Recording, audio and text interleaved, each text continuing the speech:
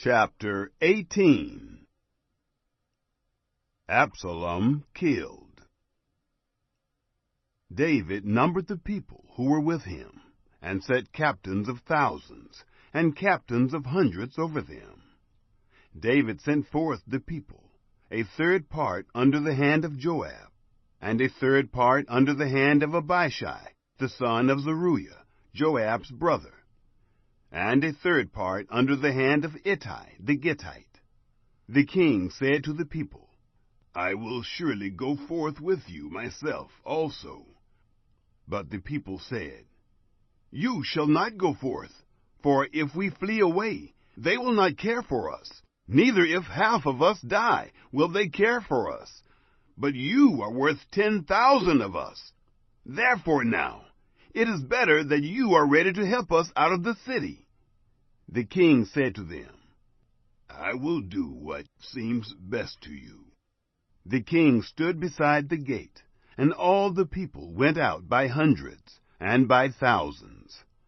The king commanded Joab and Abishai and Ittai, saying, Deal gently for my sake with the young man, even with Absalom. All the people heard when the king commanded all the captains concerning Absalom.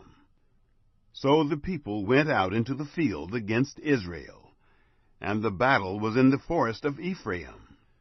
The people of Israel were struck there before the servants of David, and there was a great slaughter there that day of 20,000 men. For the battle was there spread over the surface of all the country, and the forest devoured more people that day than the sword devoured. Absalom happened to meet the servants of David. Absalom was riding on his mule, and the mule went under the thick boughs of a great oak, and his head caught hold of the oak, and he was taken up between the sky and the earth, and the mule that was under him went on. A certain man saw it, and told Joab, and said, Behold, I saw Absalom hanging in an oak. Joab said to the man who told him, Behold, you saw it, and why didn't you strike him there to the ground? I would have given you 10 pieces of silver and a sash. The man said to Joab, Though I should receive 1,000 pieces of silver in my hand, I still wouldn't put forth my hand against the king's son. For in our hearing the king commanded you and Abishai and Ittai, saying, Beware that none touch the young man Absalom.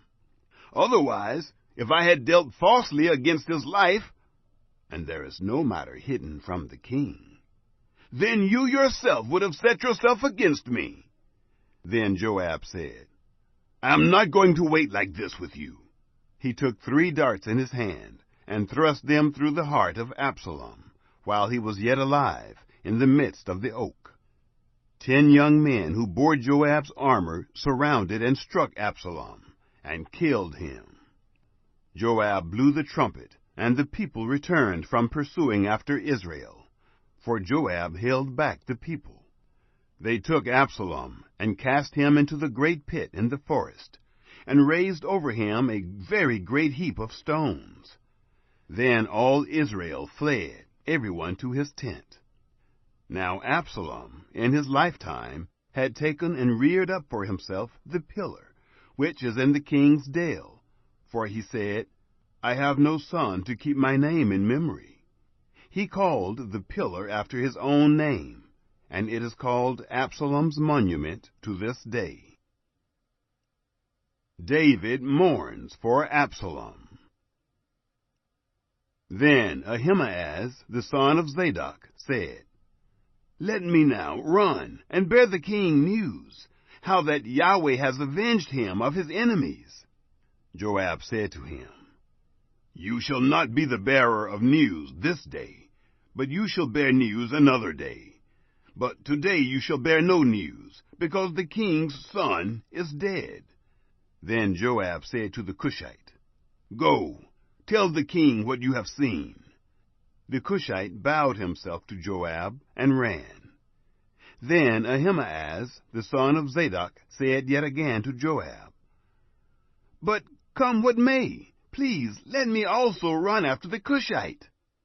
Joab said, "Why do you want to run, my son, since that you will have no reward for the news?"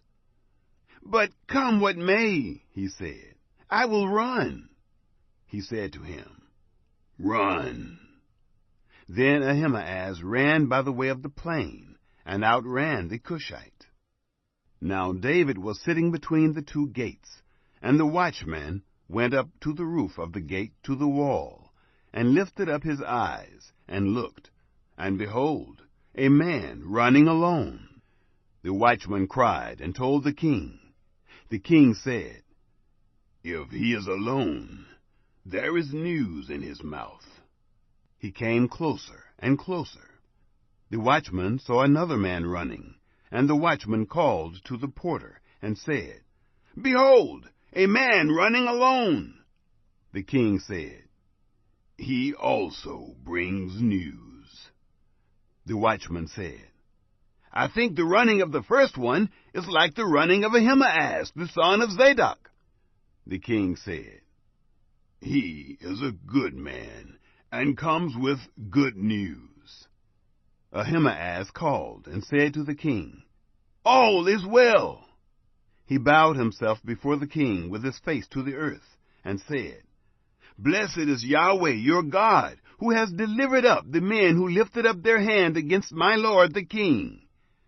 The king said, "Is it well with the young man, Absalom?" Ahimaaz answered, "When Joab sent the king's servant, even me, your servant, I saw a great tumult, but I don't know what it was." The king said, "Turn aside and stand here."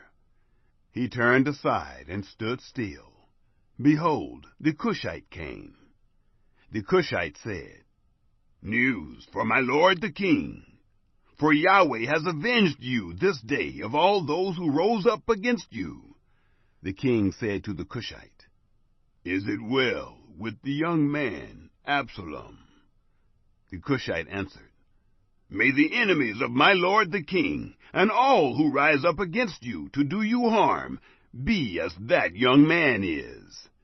The king was much moved, and went up to the room over the gate, and wept. As he went, he said, "My son, Absalom, my son, Absalom. I wish I had died for you, Absalom, my son, my son."